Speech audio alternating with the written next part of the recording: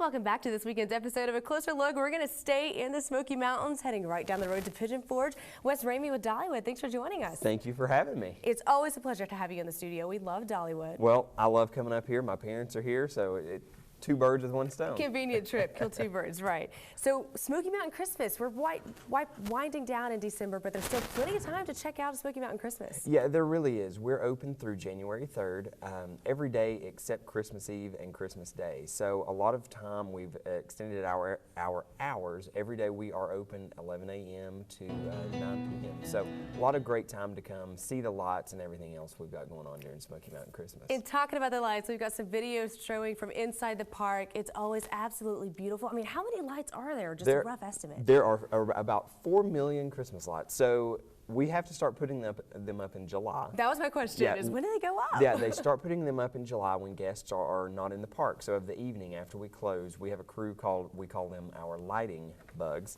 And they come in and they completely transform the park. So it's really impressive for them to see people come in and see it for the first time, just the looks on their faces of, wow, this is amazing. Mm-hmm. And we've won the award from Amusement Today for the past 8 years for Best Christmas Event of any theme park in the world.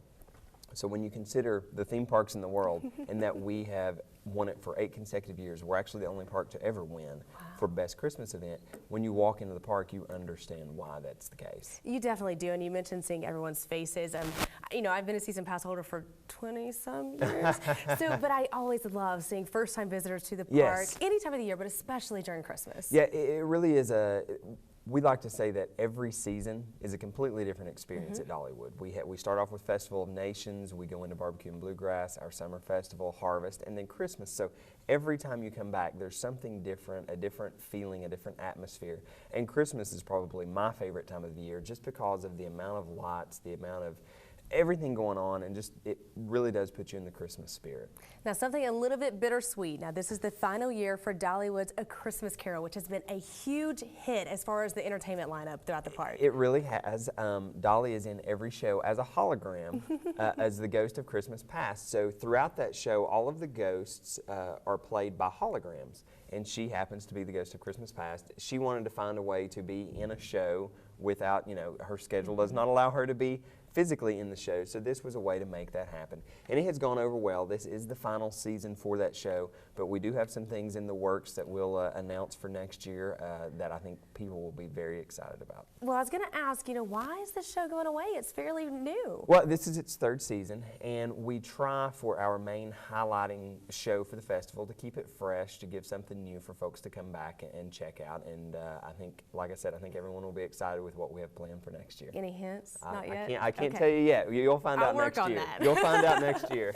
So continuing with the Smoky Mountain Christmas, there's the lights everywhere, on the buildings, on the trees, everywhere. And then you have a parade that is nothing but lights. Yes, we have the Parade of Lights every evening, twice on Saturday nights, once every other day that we're open. But it's fun. We have Santa, of course, is in the parade, and Rudolph. So it's a lot of fun to see folks watch that parade as it goes through the park, and they start lining up 45 minutes before the parade starts along the parade route, trying to get the front row seat for that parade. So always fun to see the reactions, especially of the kids. I've had an opportunity to actually walk with the parade through the park, so to see people and their reactions as they see Santa and Rudolph is really fun. And the rubber duck that's after this boat is always my favorite in the parade. Well, and it's really kind of fun. They've taken a lot of vehicles and just, as you can see, made them completely lights. They're the ducks. I mean, so many fun things are in this parade. There's a little Mini Cooper that they've dressed up with all kinds of lights. So a lot of fun stuff that you see during that parade. And of course, Santa wraps the parade up, but you saw a couple red noses there at the end, and Rudolph as well. Talking about Rudolph, Santa's Workshop, a huge hit for the kids. Yes, Santa's Workshop is amazing. We actually, my wife and I have a 3-month-old, so she went for her first visit to see Santa at Santa's Workshop, and just a lot of fun in there, a lot of activities for families to do as a group, and then of course you get to see Santa Claus. We have a really cool paging system.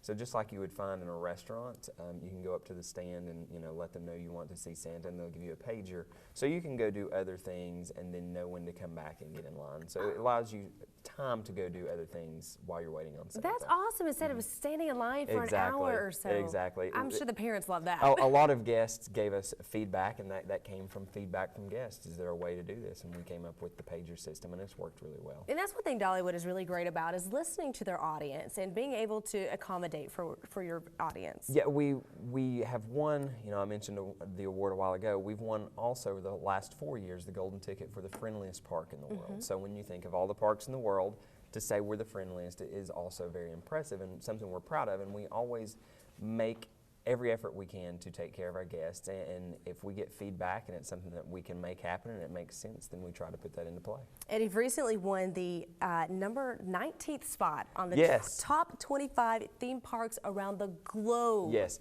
that was very exciting to see that. TripAdvisor takes their ratings for every theme park around the world, and they have a formula. They put it all in together, and they rank all of the parks, and we were number 19 with some very impressive company. If you go to TripAdvisor and see the list, to see us named with the parks that we're named with, we're very proud of that. Well, Wes, stick around. We're going to take a look into 2016, reflect back on Dollywood's 30th anniversary, and tell everyone how to get those season passes. Sounds great. We'll be right back.